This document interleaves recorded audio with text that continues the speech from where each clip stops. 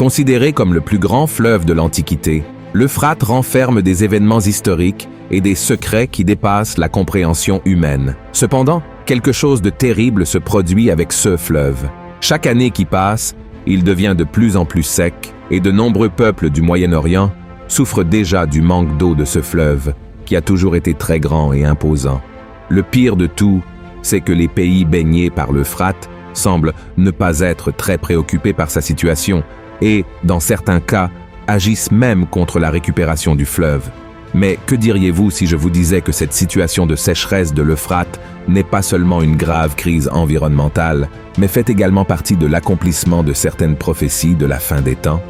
Dans cette vidéo, je vais vous montrer que le livre de l'Apocalypse révèle des informations étonnantes sur l'avenir de l'Euphrate, qui sont directement liées à l'Armageddon, c'est-à-dire à la bataille finale entre Jésus-Christ et Satan et ses démons. La sécheresse de ce fleuve est-elle un signe que nous sommes très proches de l'arrivée de l'Antéchrist? Que se passera-t-il pour l'humanité si l'Euphrate cesse d'exister? Je vais vous apporter ces réponses et d'autres à partir de maintenant. Mais avant de commencer, je vous demande de cliquer sur « J'aime », de vous abonner à ma chaîne et d'activer la cloche de notification, car je veux vous aider dans votre marche avec Dieu tous les jours. D'accord? Alors allons-y. Selon le livre de la Genèse, au chapitre 2, l'Euphrate est l'un des fleuves qui arrosait le jardin d'Éden. Ces eaux passaient par l'endroit que Dieu avait créé pour être la demeure d'Adam, Ève et de tous les animaux qu'il avait créés au commencement. Et déjà dans la Genèse, chapitre 15, nous voyons que le fleuve a été nommé par Dieu comme l'une des limites de la terre promise qui serait accordée aux descendants d'Abraham. Ainsi dit la parole du Seigneur. En ce jour-là, l'Éternel fit alliance avec Abraham et dit « Je donne ce pays à ta postérité, depuis le fleuve d'Égypte jusqu'au grand fleuve, au fleuve d'Euphrate. Ce fleuve prend sa source là où se trouve actuellement la Turquie. Il traverse la Syrie et l'Irak pour se jeter dans le golfe Persique. L'Euphrate mesure 2700 km de long et est la principale source d'eau potable pour des millions de personnes dans ces trois nations. De plus, ces eaux sont utilisées pour irriguer les cultures et alimenter des centrales hydroélectriques qui produisent de l'électricité pour plus d'1 million de familles. Cependant, ce qui était autrefois une région prospère et fertile devient un lieu de peur et d'incertitude, car sa principale source d'eau disparaît simplement.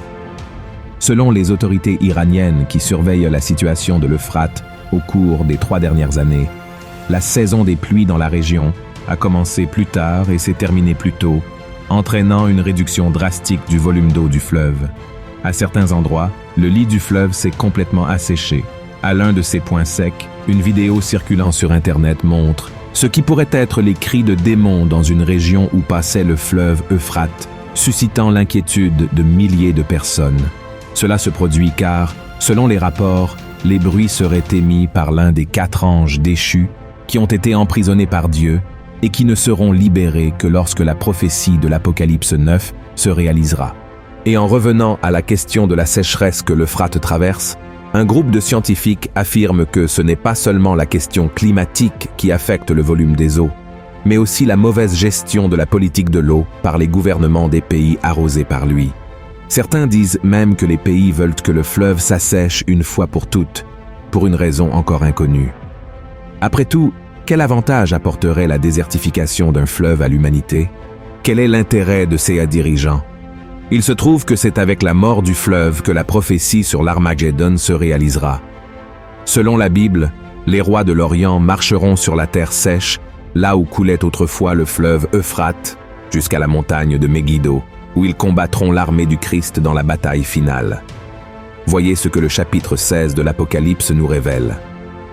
Le 6e versa sa coupe sur le grand fleuve, l'Euphrate, et son eau tarit, afin que le chemin des rois venant de l'Orient fût préparé. Et je vis sortir de la bouche du dragon, et de la bouche de la bête, et de la bouche du faux prophète, 3 esprits impurs, semblables à des grenouilles. Car ce sont des esprits de démons qui font des prodiges, et qui vont vers les rois de toute la terre, afin de les rassembler pour le combat du grand jour du Dieu Tout-Puissant. En d'autres termes, lorsque l'Euphrate se desséchera complètement, la trompette sonnera, et les démons emprisonnés par Dieu seront libérés pour causer la destruction d'un tiers de l'humanité avec leurs 200 millions de soldats. Lisons ensemble ce que l'apôtre Jean a dit à ce sujet. Le sixième ange sonna de la trompette, et j'entendis une voix venant des 4 cornes de l'autel d'or qui est devant Dieu, et disant au sixième ange qui avait la trompette, « Délie les 4 anges qui sont liés sur le grand fleuve d'Euphrate. » Et les 4 anges qui étaient prêts pour l'heure, le jour, le mois et l'année, furent déliés afin qu'ils tuassent le tiers des hommes. Et cela ne s'arrêtera pas là, mes frères. Ce seront ces 4 esprits maléfiques qui mobiliseront les dirigeants de l'Occident pour marcher le long de l'Euphrate et combattre l'armée de Jésus. Cela indique que nous nous approchons de plus en plus de la fin des temps. Le processus de désertification de l'Euphrate a commencé il y a 35 ans et s'accélère. Et apparemment, l'esprit de l'Antéchrist opère déjà à travers la vie de ses dirigeants, les incitant à accélérer le dessèchement total du fleuve. Bien que l'Antéchrist n'ait pas encore été annoncé, son esprit influence déjà les cœurs des êtres humains, les poussant à faire le mal et préparant le terrain pour son arrivée. Ces déclarations ne sont pas les miennes, mais celles de la Bible elle-même. Voyons ce que l'apôtre Jean a écrit. Reconnaissez à ceci l'Esprit de Dieu. Tout esprit qui confesse Jésus-Christ venu en chair est de Dieu, et tout esprit qui ne confesse pas Jésus n'est pas de Dieu. C'est celui de l'Antéchrist, dont vous avez appris la venue, et qui maintenant est déjà dans le monde. C'est pourquoi je tiens à donner un conseil à nous tous. Nous n'avons pas besoin de nous concentrer uniquement sur les rumeurs de la construction du 3e temple à Jérusalem. Nous n'avons pas non plus besoin d'attendre l'annonce du grand accord de paix entre les principales nations et religions qui précédera le rapt de l'Église de Christ. Tout cela ne sera que l'aboutissement de ce qui se passe déjà aujourd'hui, bien sous nos yeux, y compris avec la sécheresse de l'Euphrate.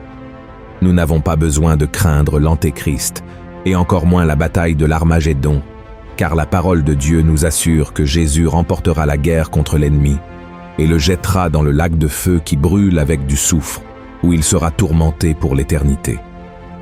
Je comprends que tout cela puisse être effrayant, mais si nous remettons nos vies à Jésus-Christ et vivons selon sa parole, le Seigneur nous protégera au jour du jugement et nous emmènera vivre l'éternité à ses côtés dans la Nouvelle Jérusalem. Là, nous serons dans un royaume où il n'y aura ni peur, ni douleur, ni mort, ni larmes.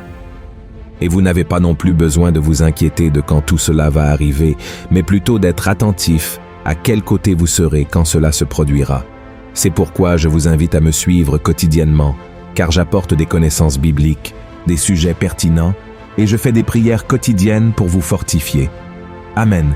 Si vous avez aimé ce message, partagez-le avec vos amis, votre famille, et abonnez-vous à ma chaîne.